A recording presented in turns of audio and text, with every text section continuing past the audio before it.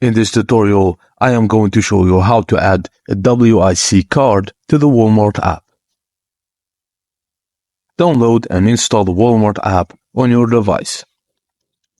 Sign in with your existing account and ensure that you have your login credentials ready. Once logged in, locate and tap on the menu icon. From the menu options, scroll down and select Account. Then tap on Account Settings. In the Account Settings section, find and select Payment Methods or a similar option. Look for the option to add a new payment method. Choose the option that allows you to add a WIC card or EBT card.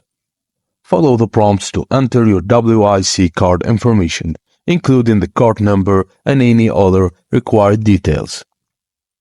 Double-check the information you've entered to ensure accuracy, and once verified, select Save or similar option to add your WIC card to the Walmart app.